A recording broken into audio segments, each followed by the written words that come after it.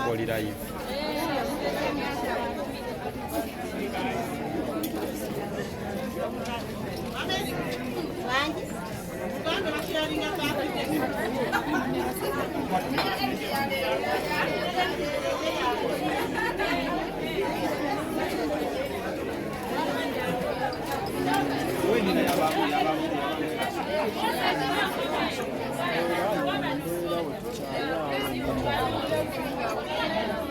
Tukyali awo oyo omwana basharinga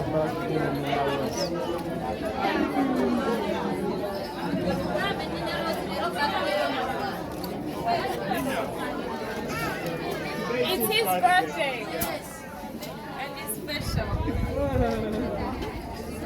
Bana tumuyimbireko happy birthday. Happy birthday to you. Happy birthday. Happy birthday, dear Amy. Happy birthday to you.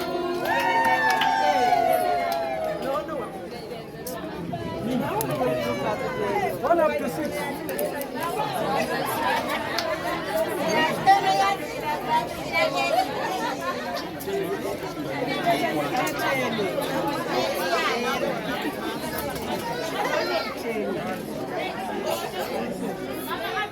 Nini?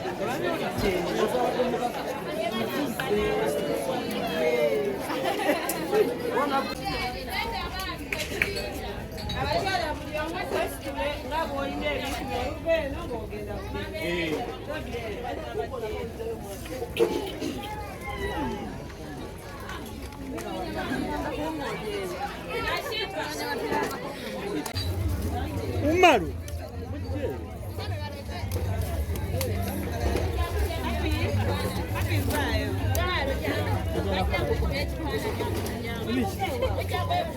Sibyaliko inta. Ewendi.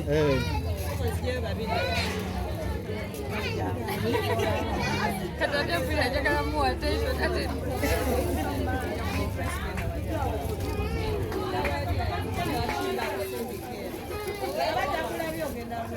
Katibadia.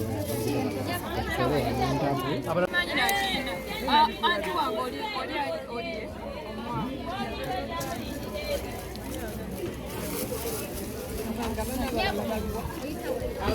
oyinza okuwako ofuna emikisa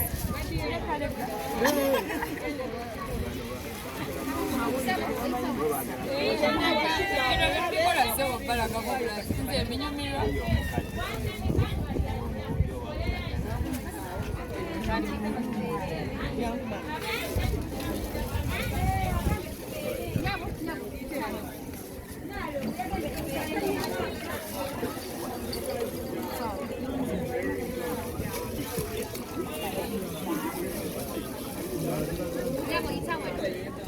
Umaru.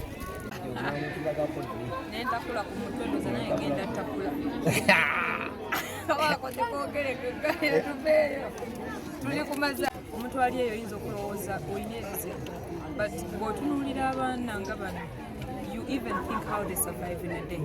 Omwana ow'emyaka nga 13 n'alabika ng'omwana ow'omumyaka ebiri. I'm so touched nti mmanyi abazadde baabwe tebayita mu mbeera ennyangu wabula mu kunyigirizibwa naddala stigma eri abazadde eri bafamily members baabwe eri society because society enengeri gyeraba abaana bano ng'abatali baana babulijjo so I can only imagine what they go through. Olaba fe omuntu just akukuma just mutogerako ku mawulire n'onyiiga naye bw'olaba omukyala ng'oyo alina omwana ng'oyo ne society kyemukubu wandyebuuzizza awulira oba famire ye temuyisaamu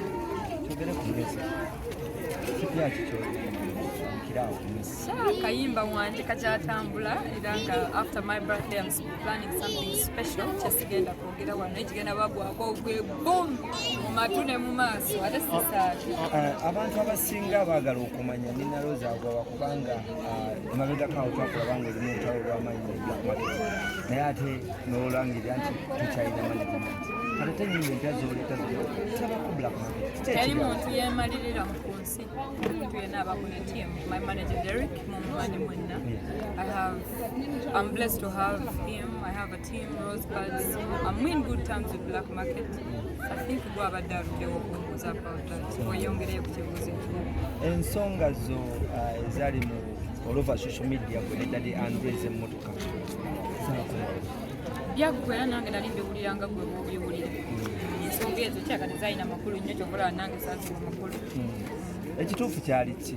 Emmotoka ze baatunda. Emmotoka yange nzirina ekituufu saagala na kubyogerako kubanga leero birthday yange. Tonnyonoonera lunaku. Abakyala abasinga ddala aba celebrities abakyala temwogera myaka. This time around nino ovudde n'otubuulira emyaka 27. Like mituufu oba just oyogedde kutwejjako? Mituufu nnyo. Kyenyinza okugamba abavubuka bannange ensi nyingi, ensi etulaze bingi ebitasoboka kyuka, but it's about us to change. Muneeyisa, njogera, mu bikolwa. Tewali agenda kukyusa kintu bw'otakikyusa. Olaba bazaddewo kibalema ne bakyaliibo ne baani. So it starts with you. Nzize nga nkiwulira abaserebu boogera myaka, abaserebu tebawasa, abaserebu tebafumbirwa. But it's our generation. Katonda oba tuwadde amaanyi tufuuka nga abo baserebu boogerako. We have to change something. Like dare yourself to do something different. Nze ndowooza kyekinfudde ow'enjawulo. Kozi katono nnyo nnina Roze. Bakuzaala mwaka ki? 17 July. Naye ekyokubanga kituufu tuddekeera wano n'olusonyi kuzza emabega.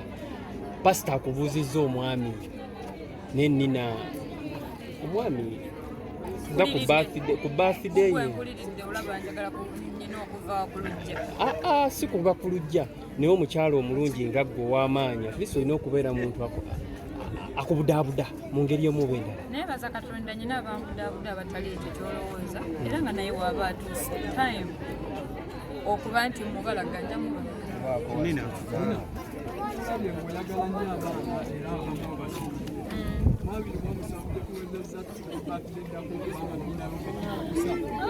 ekibuuzo ekirungi nange kyenjagala naye entegeka zonna ziba za Katonda tupulaninga bwa pulaninga so kuye kwe mumitwe.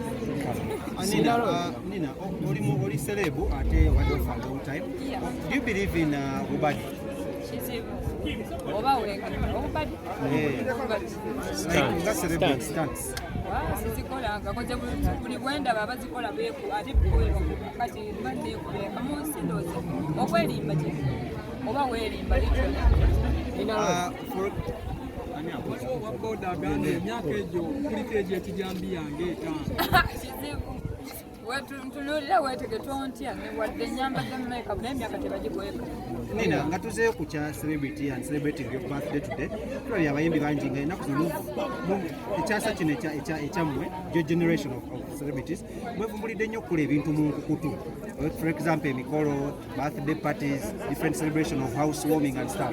Lwaki ekintu kino kiri bwe kiti nga gwe abeera mu baserebu ate artist owakabye ennyo mu ggwanga ery'Uganda? Waliwo ekyo kye baba bakweka kye bataagala mu mumanya maybe temutetuusa ekimanya. So abantu mu bulamu balina ensonga lwaki bakulembe obulamu. So you cannot judge. Nze nnyinza okugamba nti nze nabikweka because nali saagala bamubire. Omulala n'akugamba kintu kirala nnyo. So everyone has a reason why they do be who they are. Tulina kunoonyereza right. Kyemmanyi baba balina kye babakweka kye bataagala mumanye ate kweyisaawo naye nga mujja kimanyi amazima tegeekwe. Tumalira ne tubitegeera. Ate era mbagambye nze ensonga yange yali saali ready okubanga era saamubalaganga twekwanga kitegeera. So waliwo ensonga lwaki baba babakweka maybe tebannaba kutuusa ebitano. Nina. The rare kind of whenever I can celebrate her birthday.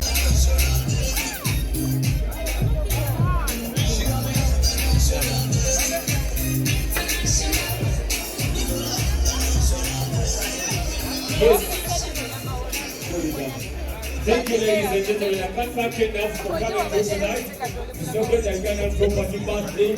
I'm not the official MC of this event tonight. There is space for everybody to shine. Ate abeefula abalungi be babyentino. Okubibuuza sijja kwongerako. Naye nze Nina mwagala genuinely. I know you rarely see me on functions of female artists, yeah? I'm here because I'm here for a real one. Nina is a real one. Uliona wanga muyimbi mshara kanachi, real one. Happy birthday, my darling. Nina tetwela bya Joe. Tim no sleeping kunyusa Mr. Jack Chiwanara bagala nyo. You know what? I met Nina from Tim no sleeping. Where laughters we are made again. Kabi mujukira laughters. That's where